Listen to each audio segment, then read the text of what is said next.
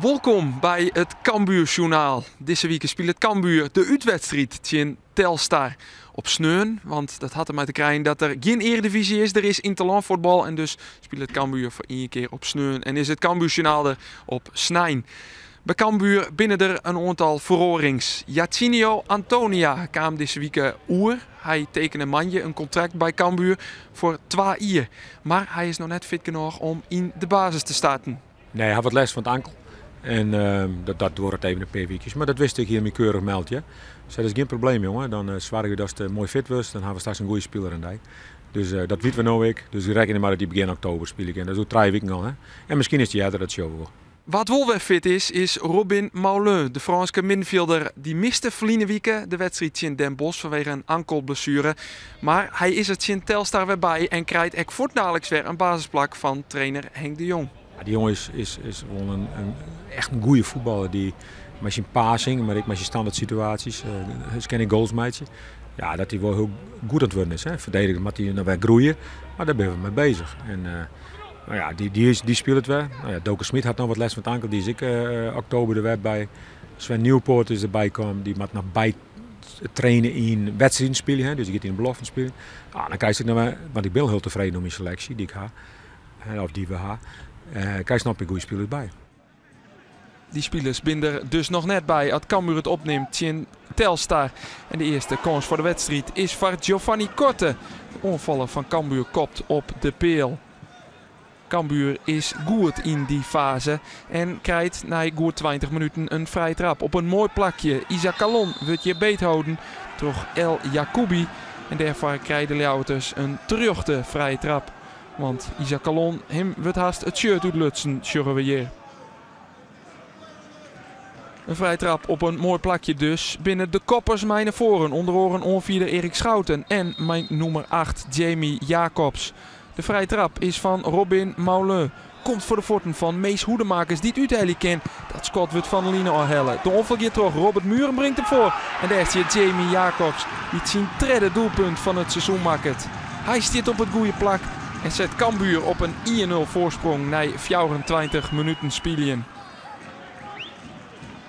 Eerst is het Mees Hoedemakers met de mogelijkheid. Daar kan Telstar nog redding opbrengen. Maar dan staat Jacobs op het goede plak. Het is zuiver een spitse goal voor een middenvelder. Cambuur is de betere in die fase en speelt het zoals ze eigenlijk altijd doggen. Ze zetten heeg druk en daarmee dwingen ze de tegenstander ta het meidje van Flaters. Zoals hier een minne vormspeelbal, daar kan Robert Muren van profiteren. Hij liet het op weinig de 2-0. Deze mat er toch in, maar die gaat er net in. Muren zit de bal oer. Dit hier de 2-0 wezenmatten. Maar dat bad net. En daardoor is het nog altijd een wedstrijd. En in die wedstrijd komt Telstar daarna goed en jaloeren ek wat lekkerder in. Hier komt Sennelinen oer de rechterkant. Had alle tijd voor een voorzet. Die leidt die op hollen bij Anthony Berenstein. Maar gelukkig voor Cambuur kan Sonny Stevens de bal njonken tikken.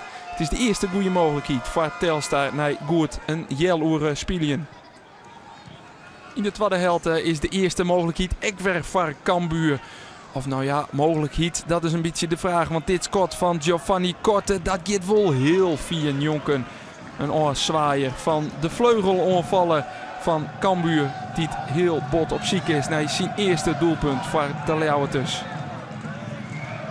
Misschien dat hij nog eens een kans krijgt. Bigeliek zat Isaac Calon hier komt door de linkerkant. Geert Boetenom brengt hem voor. Daar stiet diezelfde Korte, hel het uit. Maar op een nij gaat die bal er net in.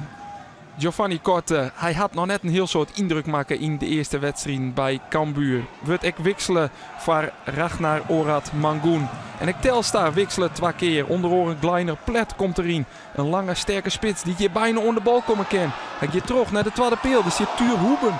Maar de redding is goed van Sonny Stevens op de inzet van Hoeben. Een oren invallen. Telstar zet dan terug. Komt hier bij een voorzet die blokt wordt. We zullen dan rechts in beeld dat David Sambisa lest had. Mat er dan uit. Zullen vervangen we door Alex Bangura. Maar de hoekskop stiet nog. En daar komt Cambuur goed bij.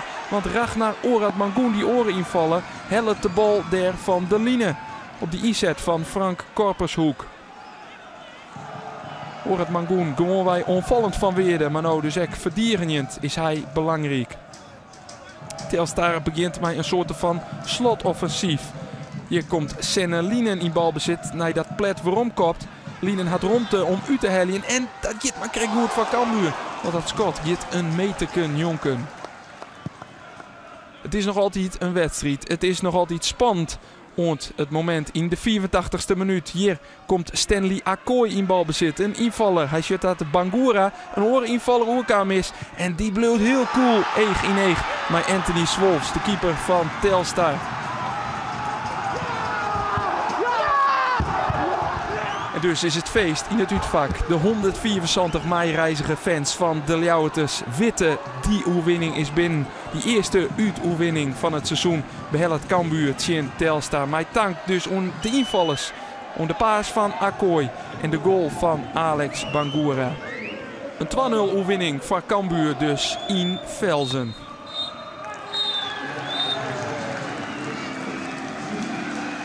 De eerste tijd moest het beslissen. En dan moet het eigenlijk 0-3 of jou staan. Maar dat gebeurde net en ja, dan wist dat het moeilijk krijgt. Maar het is juist achteraf mooi, hè? Want achteraf kerst een ko in de kont zijn natuurlijk. Dan, maar dat is het op een knibbels van het veldhuis. Eerder kreeg nog een klap op zijn neus en mooi man. Dat zijn mooie duels, dat vind ik mooi, daar geniet ik wel van. Maar dan mag ik bieten, hè? Dus hij ging weer staan en terug. Nou ja, en dan maken ze de winnen, dat is wel een ontlading. Nou, ik zag dat die bal werd verplaatst. Eerst had Ragnar naar hem en toen draaide Stanley volgens mij open. En ik zag dat, ik dacht van ja, nu is de kans gewoon mee op. Dus ik had dan gewoon de keus. Of hij schiet zelf of hij geeft hem mee. En hij geeft hem nog, ja, wat zullen we zeggen? Net goed mee.